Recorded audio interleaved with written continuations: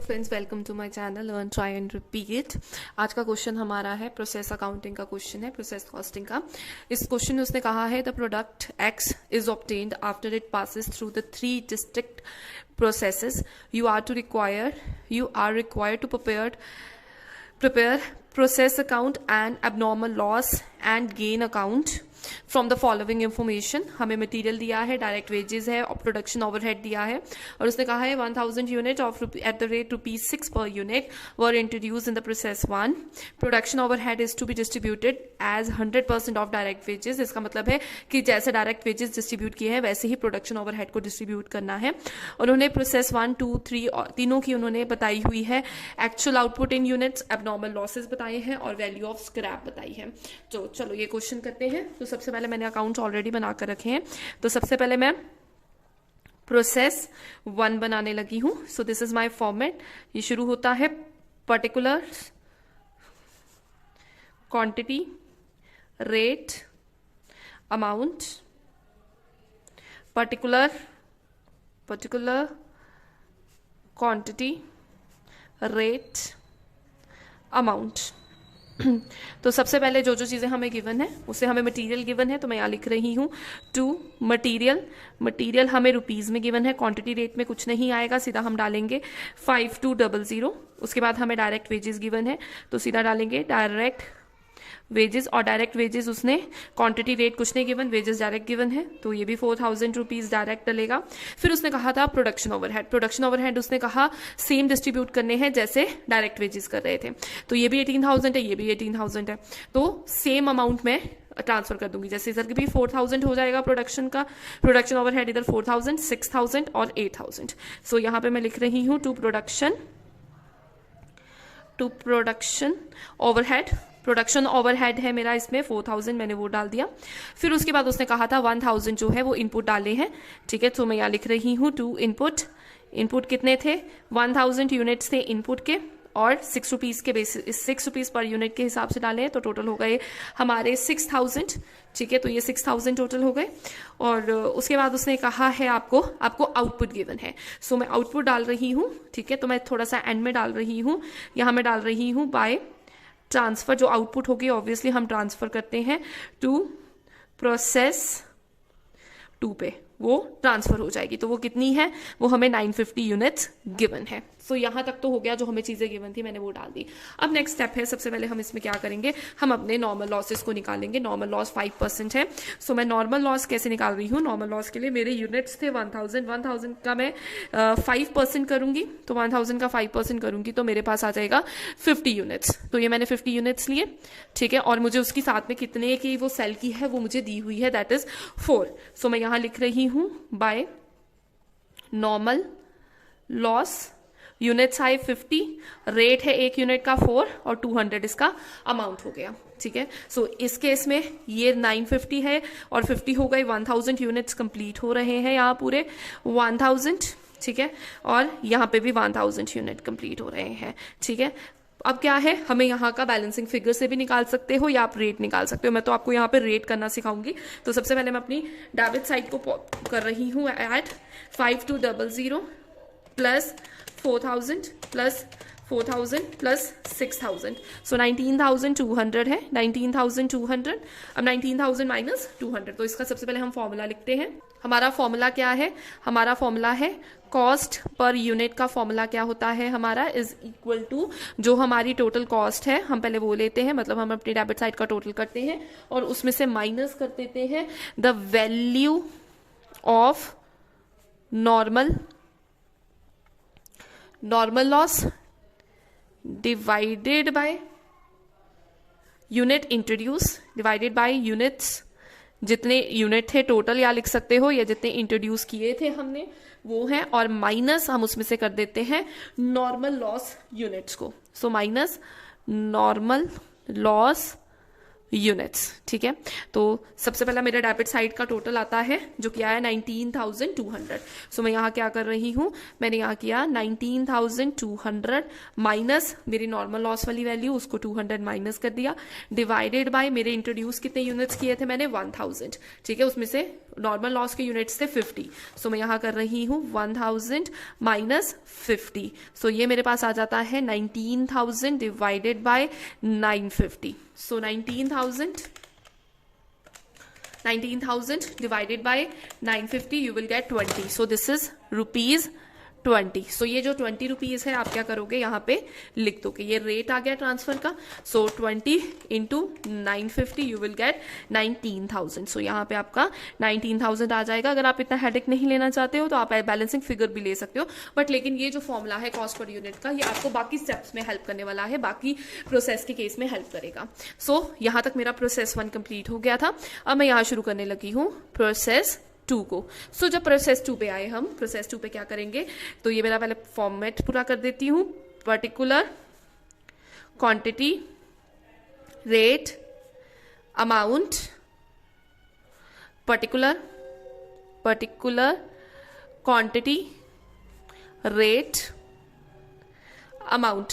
सो सबसे पहले मैं पुराना बैलेंसिंग फिगर लेकर आऊंगी जो मेरा पीछे वाले का था, तो यहां पे मैं लिखूंगी टू बैलेंस ब्रॉड डाउन 950, 20 का रेट था और 19,000 यहाँ पे अमाउंट आया। तो सबसे पहले अब सारे बैलेंसेस यहाँ लेकर, सारे अमाउंट्स लेकर आती हूँ जो प्रोसेस 2 के हैं, हमें गिवन है, हमें मटेरियल गिवन है, डायरेक्ट वेजेस और प्रोडक्शन ओवरहेड, तो ये तीनों अमाउंट ला रही हूँ। ठीक है, तो यहाँ मैं लिख रही हूँ टू मटीरियल का अमाउंट है मेरा 3960। मेरा डायरेक्ट वेजेस का अमाउंट है डायरेक्ट वेजेस का अमाउंट है 6000, और उसके बाद है टू प्रोडक्शन ओवरहेड। तो प्रोडक्शन ओवरहेड क्या था, वो सेम डिस्ट्रीब्यूट करना है, तो इसका भी 6000 है, तो यहाँ पे भी आप 6000 डालोगे। ठीक है, तो यहाँ तक ये हो गया। अब हमें जो प्रोसेस 2 के केस में हमें आउटपुट गिवन है, प्रोसेस 2 की आउटपुट है 840। सो मैं यहाँ पे डालने लगी हूँ बाय ट्रांसफर टू प्रोसेस 3। सो 840 यहाँ पे अमाउंट आ जाएगा। ठीक है, अब हमारा क्या है, अब हमने इसमें से नॉर्मल लॉस को डालना है। सो नॉर्मल लॉस की कैलकुलेशन कैसे करेंगे, नॉर्मल लॉस भी ऐसे ही, तो 950 यूनिट्स हमारे थे, तो 950 है, तो नॉर्मल लॉस कितना है इस केस में 10% है सेकंड के केस में, तो हम 950 के ऊपर 10/100 कर रहे हैं। ठीक है, तो यहाँ पे हमें नॉर्मल लॉस सेकंड प्रोसेस के केस में 10% गिवन है। तो यहाँ पे 95 यूनिट्स आ जाएगा। ठीक है, सो यहाँ पे आप लिख दोगे बाय नॉर्मल लॉस 95। अब हमें रेट भी इसका गिवन है, इसका रेट कितना है सेकंड प्रोसेस के केस में 8 रुपीज में आपने उसको सोल्ड किया है वेस्टेज को, तो मैं इंटू 8 कर रही हूँ। सो 95 इंटू 8 करते हैं, 95 इंटू 8 यू विल गेट 760। सो यहाँ पे 760 आएगा। अब हमने फिर से वही निकालना है कॉस्ट पर यूनिट। ठीक है, तो कॉस्ट पर यूनिट आप कैसे निकालोगे, मैं फिर से ये नहीं लिख रही फॉर्मूला इज द सेम, पर मैं कैलकुलेशन सिखा देती हूँ। तो मैंने यहाँ पे डेबिट साइड की पहले सारी टोटल करूंगी। सो मैं टोटल कर रही हूँ 19,000 प्लस 3960 प्लस 6000 प्लस 6000, तो टोटल मेरे पास आता है 34,960। ठीक है, तो मेरे पास अमाउंट पहला आया 34,960। अब इसमें से माइनस कर दूंगी ये वाला अमाउंट जो कि तुम्हारा नॉर्मल लॉस की वैल्यू है। ठीक है, डिवाइडेड बाय 950 माइनस 95, तो इसमें से माइनस 760 कर रही हूँ, तो मेरे पास आता है 34200 divided by 950 minus 95 you will get 855। ठीक है, सो इन दोनों को डिवाइड कर दो। सो इसको डिवाइड कर रही हूँ 34200 divided by 855 you will get ₹40 per unit. ठीक है, तो ये जो वैल्यू हमें गिवन होती है ये 40 रुपीज, तो ये हम यहाँ पे मल्टीप्लाई करते हैं। ठीक है, एक तो हम यहाँ करते हैं। अब दूसरा इसका रोल कहाँ पे आता है, तुम्हारे टोटल यूनिट यहाँ पे थे 950। ठीक है, पर यहाँ पे कितने थे 840 840 प्लस 95, यहाँ टोटल यूनिट तुम्हारे हैं 935 और यहाँ पे है 950, तो 15 का डिफरेंस है। तो वो जो 15 का डिफरेंस है वो हम किस में डालेंगे, वो हम एबनॉर्मल लॉस में डालेंगे, बाय एबनॉर्मल लॉस। ठीक है, तो ये 15 है तो इसको भी हम 40 से ही मल्टीप्लाई करते हैं। सो सबसे पहले 15 इंटू 40 600 और दूसरा 840 into 40 you will get 33,600 plus 600 plus 760 और ये आपका टोटल आ जाता है, ये आपका टोटल आता है 34,960 34,960। सो यहां तक इसकी कैलकुलेशन है। तो ये हमारा एबनॉर्मल लॉस की सिचुएशन है। अब हम नेक्स्ट करने लगे हैं प्रोसेस 3 को। सो मैंने इसका ये अकाउंट बना दिया है और मैंने इसके ऊपर पर्टिकुलर्स वगैरह लिख दिए, फॉर्मेट कंप्लीट है। तो हम अब प्रोसेस 3 के बारे में करने लगे हैं। तो सबसे पहले मैं क्या करूंगी, यहाँ पे to balance brought down. So balance brought down कितना आएगा, 840 इज द क्वांटिटी, 40 रुपीज पे पर यूनिट है, तो 33,600 अमाउंट यहाँ पे आ गया। अब सारी चीजें जो जो हमें गिवन है हम वो सारी उतारेंगे। सो हमें मटेरियल गिवन है, सो मैं यहाँ लिख रही हूँ टू मटेरियल। ठीक है, मटेरियल हमें गिवन है 5924, सो 5924 और हमें गिवन है टू डायरेक्ट वेजेस हमें गिवन है 8,000 की। सो 8,000 लिख रही हूँ। वो प्रोडक्शन ओवरहेड भी 8,000 का आएगा। सो यहाँ पे लिख रही हूँ production overhead. So production overhead is 8,000। ठीक है, और हमें क्या गिवन है, हमें इधर आपको आउटपुट गिवन है थर्ड प्रोसेस की। सो यहाँ पे लिख रही हूँ बाय, मैं बैलेंस कैरेट में लिख रही हूँ जो कि फाइनल है, या बैलेंस कैरेट में मत लिखो, या इसको लिखो transfer to next process to finish, transfer to finish stock में इसको ट्रांसफर कर रही हूँ। ठीक है, सो इसके अमाउंट क्या आएगा, 750 आपको गिवन है, ये 750 गिवन है तो मैं 750 ही यहाँ लिख रही हूँ। ठीक है, अब हमारा नॉर्मल लॉस का ट्रीटमेंट होगा इस केस में। नॉर्मल लॉस का ट्रीटमेंट उसने कहा है 15% तुम्हारा नॉर्मल लॉस है। सो मैं कैसे करूंगी, नॉर्मल लॉस टोटल यूनिट मेरे कितने हैं जो कैरेट ब्रॉट डाउन लाई हूं, दैट इज 840। सो मैं 840 के ऊपर लगा रही हूं 15%, सो 15/100 कर रही हूं। सो ये 840 into 15 divided by 100 it is 126। सो ये 126 है। सो 126 और उसकी प्राइस कितनी है, 10 है। तो मैं यहाँ पे लिख रही हूँ बाय नॉर्मल लॉस 126 और इसका रेट 10 है, 1260। ठीक है, अब क्या करेंगे हम इसके ऊपर, सबसे पहले हम अपने यूनिट्स को काउंट कर लेते हैं। यहाँ 750 है और 750 प्लस 126 तो आपके पास आता है 876। ठीक है, तो 750 प्लस 126 876 आता है, जो कि मतलब तुम्हारा क्रेडिट साइड का यूनिट्स का क्वांटिटी का जो अमाउंट है वो ज्यादा आ रहा है और इसका कम आ रहा है। तो इसका मतलब क्या है, तुम्हें क्या हुआ है, तुम्हें एबनॉर्मल गेन हुआ है। इधर आए तो लॉस है, इधर आया तो अब एबनॉर्मल गेन है। तो उसके ट्रीटमेंट के लिए हम क्या करेंगे, यहाँ पे हमारा टोटल आ रहा है 876, तो इधर क्वांटिटी को भी आप 876 करोगे, तो इसमें से माइनस कर दोगे 840 को, आपके पास बचेगा 36। अब यूनिट्स को कैलकुलेट कर लेते हैं। यूनिट्स कैसे करेंगे, कॉस्ट पर यूनिट कैलकुलेट करते हैं, तो इसमें भी सेम है मेथड। ठीक है, तो कॉस्ट पर यूनिट निकाल रही हूँ, फॉर्मूला रिपीट नहीं कर रही हूँ, फॉर्मूला मैं आपको पहले दे चुकी हूँ। फर्स्ट प्रोसेस के केस में formula will be same, but हम कैलकुलेशन करेंगे। तो सबसे पहले मैं डेबिट साइड का टोटल कर रही हूँ। सो 33,600 प्लस 5,924 प्लस 8,000 प्लस 8,000, तो ये तुम्हारे पास आता है ये आपके पास आता है 55,524। सो मेरा अमाउंट आता है 55,524। इसमें से माइनस कर दूंगी मैं अपनी क्रेडिट साइड का, तो क्रेडिट साइड में एक ही अमाउंट है, दैट इज 1,260।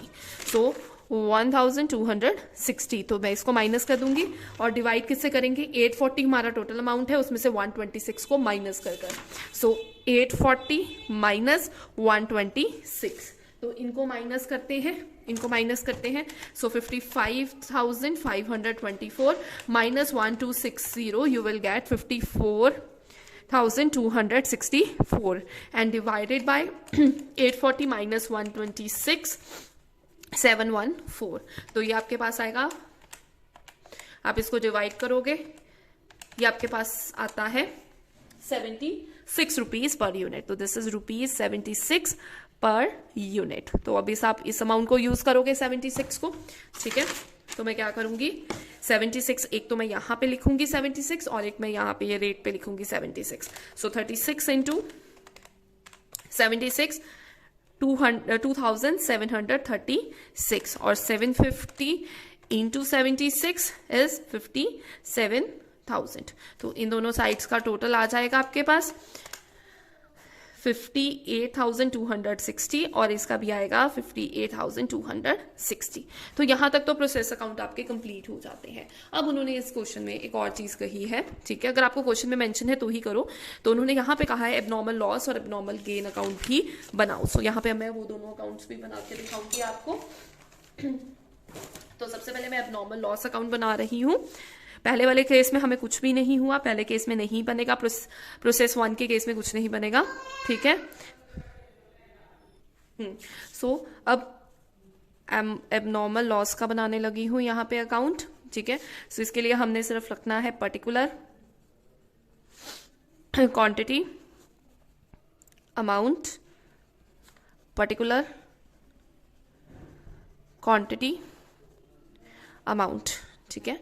सो सबसे पहले हम क्या करेंगे, हमें प्रोसेस 1 में कुछ नहीं हुआ, प्रोसेस 2 के केस में हमें एबनॉर्मल लॉस हुआ है, ठीक है ना। यहाँ पे हमें एबनॉर्मल लॉस हुआ है 15 और 600 अमाउंट लेंगे, 15 क्वांटिटी और 600 अमाउंट, ठीक है। सो मैं यहाँ लिख रही हूँ 15 और 600, और हमें हुआ किस केस में है, हमें प्रोसेस 2 के केस में हुआ है। सो यहाँ पे हम लिखेंगे 2 प्रोसेस 2, ठीक है। तो प्रोसेस 2 अकाउंट से आया है ये, ठीक है।